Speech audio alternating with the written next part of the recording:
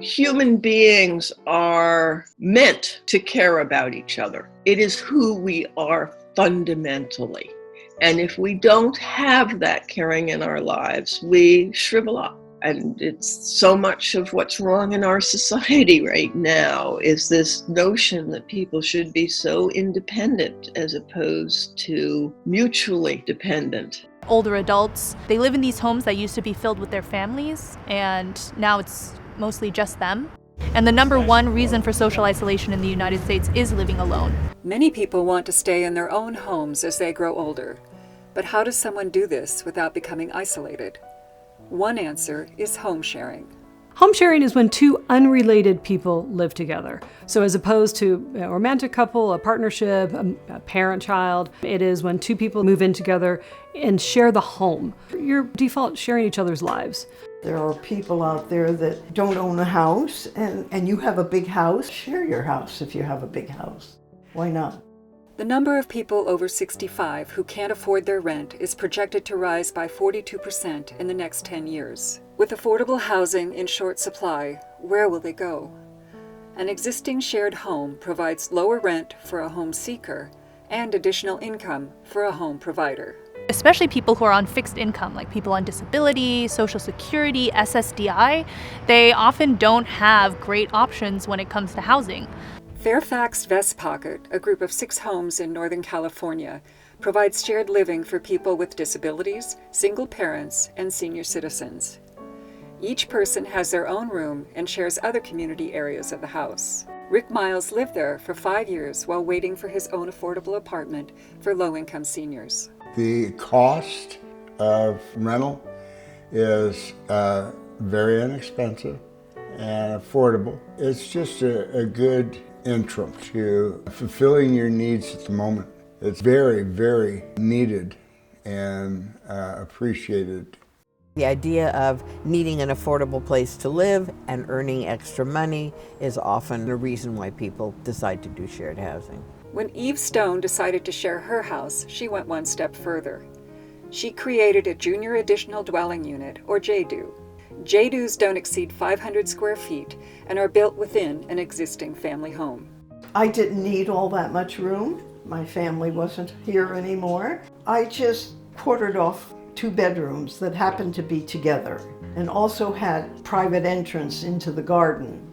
It became a little studio. Simple enough. If you're looking for a little extra income, it's there, and you don't have anybody in your house. You know, you still have your privacy. It just seems like it's developing more and more that these types of things are necessary. We need them. Some people aren't used to sharing their home with anyone other than their own family who moved out long ago. For them, change is hard.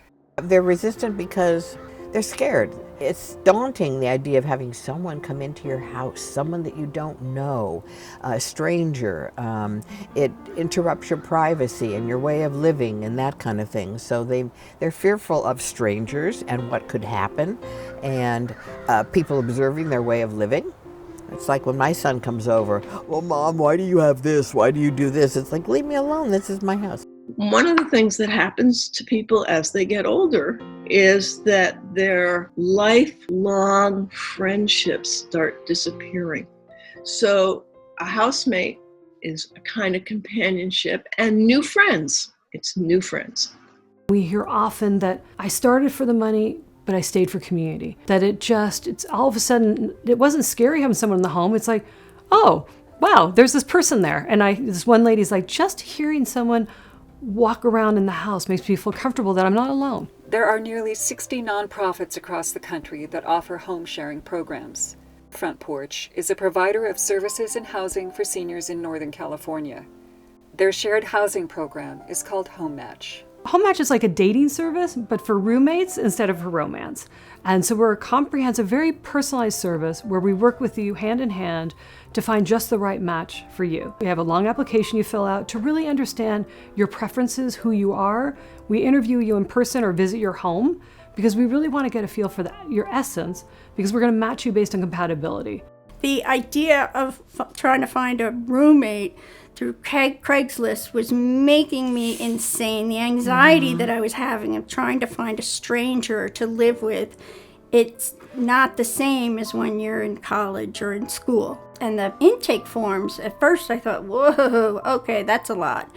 But you need to have a lot of information that you give them before they try and make a match, because you're trying to put two people together who don't know each other at all. And how are you going to make a good match if you don't have any information? We spend 2 or 3 hours on a living together agreement where we actually sit down and talk about the nitty-gritty details and set expectations up front about what the living situation is going to be like. So who's going to clean the bathroom? How often? What space in the refrigerator will they have? Can they have overnight guests? How many days? Of what gender? Can it be a romantic partner? So we really make sure that expectations are set from the very beginning so that when they move in, there aren't surprises. The key thing when they were interviewing each other was to pay attention to any red flags that started waving. Often people ignore that because they think that they're being picky. You know, oh, I'm being too fussy. It's really crucial, because if they ignore a red flag, it's something that really is going on, and they're going to have to deal with it sooner or later in the household. It's very simple. The important thing is that the residents in a unit come together and just discuss what one needs and the other needs, and so on, so that everyone feels free. Otherwise, it gets confined, it gets irritating, it gets annoying.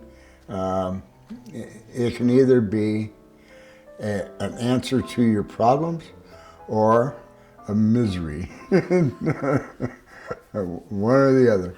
Sometimes the tenant can do a trade of services, can drive the owner on grocery trips, doctor's appointments, errands, that kind of thing, or they can cook for them, or they can walk their pet or garden or something, and then the rent is even reduced more. It's not healthcare.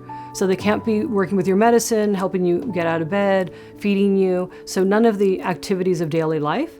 And the reason is most of the people that we're placing, they're not trained healthcare professionals. And so there's a liability and a risk if they were to undertake that. So if someone says, I want someone to cook me dinner 5 nights a week and clean the house, we say, okay. If you want someone to help occasional meal prep, if you can't, when one woman had a shoulder injury, couldn't do cleaning, that's fair. But it isn't something where there's a rigid schedule where they're an employee. It's a fine line, but we really try to draw that distinction. If you have somebody that you live with, you have more opportunity for that kind of reciprocity of giving and receiving that we actually need. It really gives me security to have somebody like you here. Yeah. He fell one day, so I taught him how to get up. It's scary when you fall down and think nobody's around. Yeah. He's lonely when he's here by himself. And Home Match have given him secure that he's okay at nighttime because he don't hear very well. He don't see too far in front of him. And like he always say, you hear me when I wake up? Yeah, I hear you when I wake up. I said, I'm your ears and your eyes here.